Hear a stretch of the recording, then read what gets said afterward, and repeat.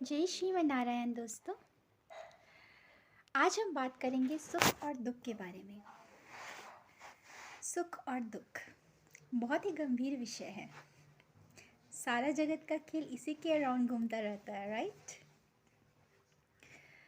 हम जब सुखी होते हैं तो कितने खुश होते हैं, और वहीं जब दुख होता है तो कितने सारे दोष और कितने सारी शिकायतें पैदा कर लेते हैं। इंसानों को तो छोड़िए, हम तो भगवान तक को दोष दे डालते हैं कि इन्होंने हमें ये दुख दिया, और अपने दुख और सुख का जिम्मेदार किसी और को ठहराते हैं। आपको क्या लगता है, क्या ये सही है? क्या अपने सुख और दुख के जिम्मेदार कोई और या भगवान होते हैं, या हम स्वयं होते हैं? दोस्तों, सच तो ये है कि हमारी हर कर्म के फल के रूप में हमें सुख और दुख प्राप्त होता है, और उसके जिम्मेदार हम स्वयं होते हैं। आइए जानते हैं कि किस तरह से हमारे जीवन में सुख और दुख आता है। जो भी हमारे पहले के पुण्य होते हैं, अच्छे काम होते हैं, सत्कर्म होते हैं, उसके फलस्वरूप हमें सुख प्राप्त होता है। जितनी इंटेंसिटी का या जितना लेवल का कर्म होता है, उस लेवल का सुख हमें मिलता है और हमें तृप्ति प्राप्त होती है। उसी तरह से जिस लेवल का हमारा बुरा कर्म, पाप होता है, उसका फलस्वरूप हमें दुख प्राप्त होता है। अब दुख भी कम दुख, ज़्यादा दुख, उसकी इंटेंसिटी भी उसी तरह से वैरी करती है। तो इस तरह से हमारे जीवन में जो भी सुख दुख, अच्छे बुरे पल समय आ रहे हैं, उसके ज़िम्मेदार और कोई नहीं बल्कि हम स्वयं हैं। इस बात को हम जितना जल्दी स्वीकार कर लें, हमारे लिए अच्छा रहेगा। जब तक हम दूसरों को दोष देते रहेंगे, हम अपने आज के भी कर्म बिगाड़ते रहेंगे। अब कई लोग ये कहते हैं कि हमने तो सारा जीवन सिर्फ अच्छा काम किया है। आप इस जीवन की बात कर रहे हो, आपको अपने पिछले जीवन का कुछ पता है क्या? कुछ भी आपको याद नहीं होगा। अभी का किया आगे मिलेगा, पहले का किया अभी मिल रहा है। बस यही साइकिल है। तो आई होप अब आपको समझ आ गया होगा कि सुख दुख कैसे और क्यों प्राप्त होते हैं। और अब से हम किसी को दोष ना देकर अपने सुख दुख की जिम्मेदारी स्वयं लेंगे। वो कहते हैं ना कि भाग्य का लिखा कोई बदल नहीं सकता, तो भाग्य भी हमारा कर्म ही बनाता है।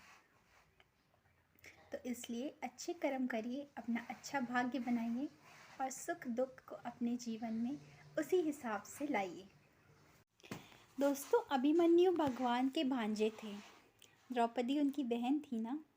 फिर भी कितना कष्ट उन्हें हुआ, कितना कुछ झेलना पड़ा, और उनकी कम आयु में मृत्यु हो गई। भगवान चाहते तो उन्हें बचा सकते थे ना, वो तो कुछ भी कर सकते हैं। लेकिन विधि का विधान भगवान भी नहीं बदल सकते, कर्म का लेखा जोखा वो नहीं बदल सकते। उन्हें भी भोगना पड़ता है जब वो मानव अवतार लेते हैं। तो हम आप तो इंसान हैं, फिर हम आप कैसे इस चीज़ से बच सकते हैं? इस बात की गहराई को समझिए। मुझे कमेंट में लिखकर ज़रूर बताइए कि इस मैटर में आपका क्या विचार है। दोस्तों, आइए सुनते हैं ये प्यारा सा भजन मेरी आवाज़ में, जिससे कि आपको काफ़ी कुछ क्लियर हो जाएगा। और आशा करती हूँ कि इसके बाद आप अपने सुख दुख का जिम्मेदार स्वयं को ठहराएंगे और किसी और को नहीं। न देना दोष किस्मत को, विपत्ति तो सब पे आती है। न देना दोष किस्मत को, विपत्ति तो सब पे आती है। विपत्ति तो सब पे आती है, विपत्ति तो सब पे आती है।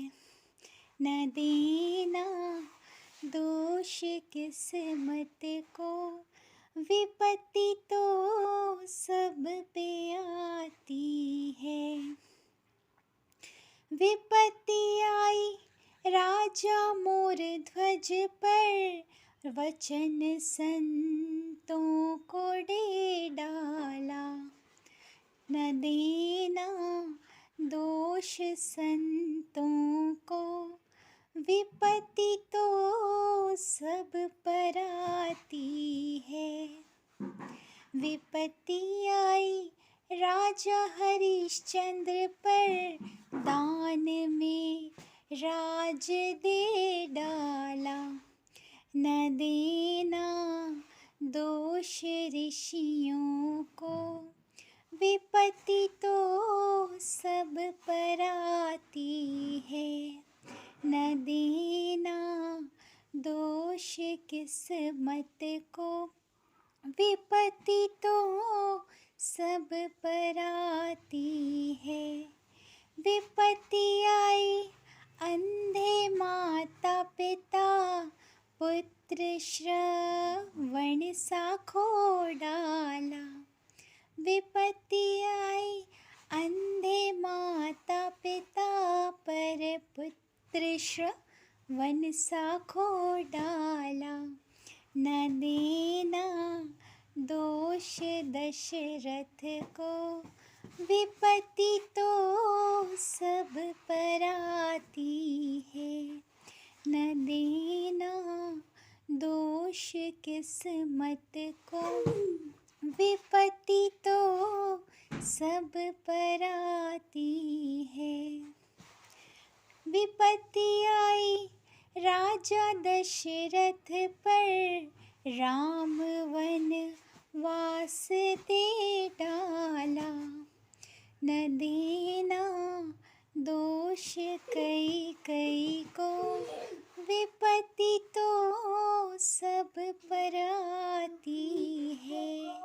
न देना दोष किस्मत को, विपत्ति तो सब पर आती है।